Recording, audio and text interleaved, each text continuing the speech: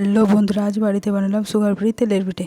সমাজে মানুষের রোগ ব্যাধি এত পরিমাণে বেড়ে গিয়েছে যে অনেকেই ডায়াবেটিস, সুগার, মধুমেহ এই রোগটিতে আক্রান্ত। আমার বাবাও যেহেতু একজন ডায়াবেটিস পেশেন্ট, তো তারা মিষ্টি জাতীয় খাবার দেখলে তাদের খেতে ইচ্ছে করে, কিন্তু তারা খেতে পারে না। তাদের কথা মাথায় রেখে আজকে আমি এই রেসিপিটা তৈরি করলাম। তো এই রেসিপিটার জন্য তোমাদের প্রথমে 8-10টা স্যাকারাইড নিয়ে নিতে হবে। তো তারপরে স্যাকারাইডে কিছুটা উষ্ণ গরম দুধের মধ্যে দিয়ে দিতে হবে। তো তারপরে স্যাকারাইড দেওয়ার পরে দুধটির মধ্যে স্বাদ মতো লবণ দিয়ে দেবে। তো লবণ দেওয়া হয়ে গেল। তারপর পাশে দেখতে পাচ্ছ আমরা 250 গ্রাম ময়দাকে টুকনিতে টুকে নিয়েছি, যাতে ময়দার ভিতরে থাকা নোংরাটা ওই খাবারের মিশ্রণটির মধ্যে না পড়ে। মিশ্রণটির মধ্যে আমাদের ময়দা দেওয়া হয়ে গেল। তারপরে প্রয়োজন মতো সুজি দিয়ে দেবে কিছুটা।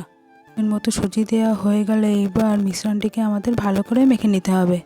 মিশ্রণটিকে এইভাবে মাখতে হবে যাতে মিশ্রণটি খুব পাতলা না হয়, খুব ঘন না হয়। তারপরে টেস্ট করে নেবে যে মিষ্টিটা ঠিক আছে কিনা। মিশ্রণটি ঠিকঠাক থাকলে তারপরে কড়াইতে তেল বসিয়ে নেবে। তার তেলটা গরম হয়ে গেলে একটা চামচের সাহায্যে মিশ্রণটি ছোট ছোট করে এই গরম তেলের মধ্যে দিয়ে দেবে। তারপরে একটা খুন্তির সাহায্যে খুব সাবধানে পিঠেটাকে উল্টে নেবে। তারপরে পিঠেটার এপিঠ ওপিঠ খুব ভালো করে ভেজে নেবে। এমনভাবে ভেজে নেবে যাতে পিঠেটা এরকম লাল লাল দেখতে হয়।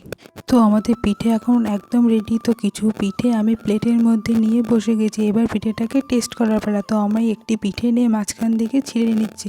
তো দেখতে পাচ্ছ তোমরা পিঠেটা কেমন সুন্দর ভাজা হয়েছে এবং কেমন সুন্দর সফট হয়েছে। তারপর আমি পিঠেটাকে টেস্ট করে দেখলাম, পিঠেটা সত্যিই দারুণ হয়েছিল। তোমরা যদি এরকম আর কোনো ভিডিও দেখতে চাও, তোমার ভিডিওর কমেন্টে জানিও।